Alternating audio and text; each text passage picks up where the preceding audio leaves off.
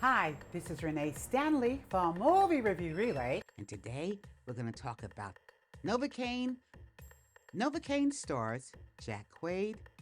If you've ever seen Amazon Prime Video's series The Boys, then you know who Jack Quaid is. And he is awesome in this movie. He plays a character called Nathan Kane. He's a mild-mannered assistant manager of the bank. Now, the bank gets robbed, and he has to get the hostage back. I don't know if I should say hostages because I don't want to spoil anything for you today. And you know I love to do this. I love to spoil stuff.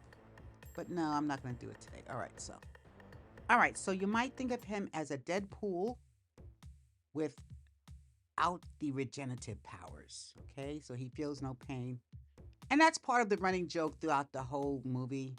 You can imagine.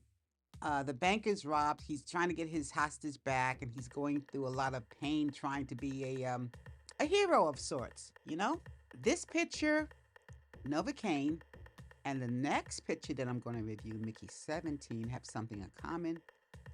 They're both a little disgusting. You got some vomit, a lot of blood. They're both R-rated movies. But I'm gonna tell you something. There were some laughs. You'll be able to laugh at some of this because it's so ridiculous. I don't know if you could take it really that seriously, and you're not supposed to. It's all for fun. So you got the car chases. The car chases are a lot of fun. You got the great looking girl and guy romance in it. That's always interesting in a movie. So you'll enjoy this. I would say you even have the sidekick, the Spider-Man sidekick, right? Okay, so 5 being the best, 1 being the worst. Novocaine easily comes up 3.5 of 5. And I'll just mention there's a love interest, Amber Midhunter. I'm hoping I pronounced her name right. If I didn't, you guys understand. Forgive the old lady. It's all in love. Okay? All right. So Novocaine is directed by Robert Olson and Dan Burke. And they've directed other movies together, so this is not their first go round. They did a great job with Novocaine, too. All right, so you'll enjoy it. The next film is Mickey17. The first thing you notice about this film, it has great cinematography. This is a beautiful film.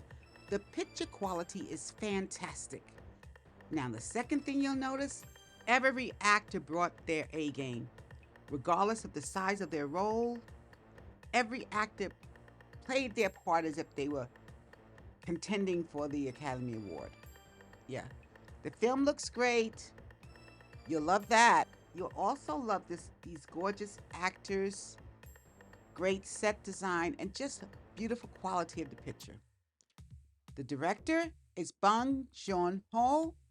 He's an Academy Award winner. If you remember Parasite from 2019, you gotta love this guy. So this movie is set in the future, 2054. You have the English star Robert Pattinson. A lot of people know him from Twilight, that whole series with the werewolf. However, he's been in so many other films at this point. You'll enjoy him. He plays Mickey, man with a very, very low self-esteem issue. He's trying to leave Earth to go on this spaceship. He'll take any job, it doesn't matter.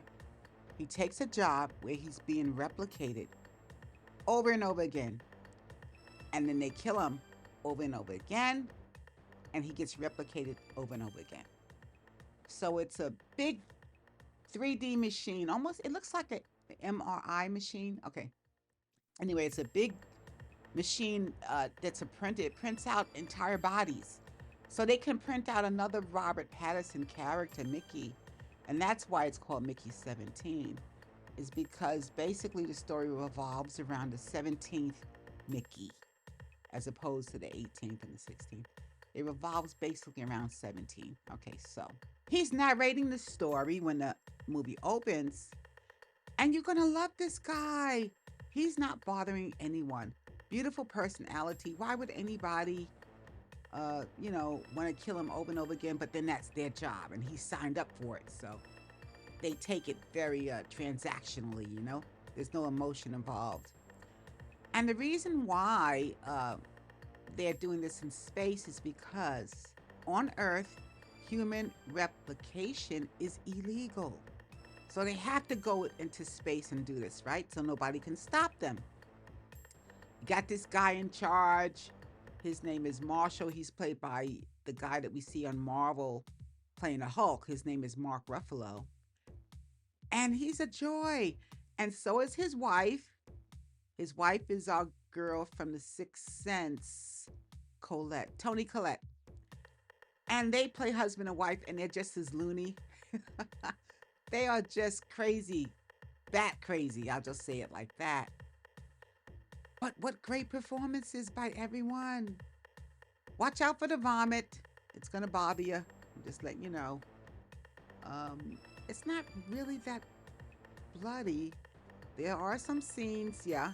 In the grand scheme, there are a lot of movies that are much more gory than this one. It's rated R, and it runs long, about 2 hours and 17 minutes, but you're not gonna notice it because there's so many interesting things going on in this movie. You might even want to see it twice. Why not? Yeah. So Robert Pattinson's character Mickey is caught up in this scheme of replication and repeatedly put to death.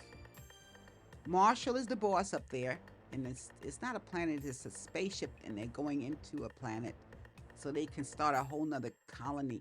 Marshall is the boss. Remember, Mickey is just a lowlife doing whatever they tell him to do.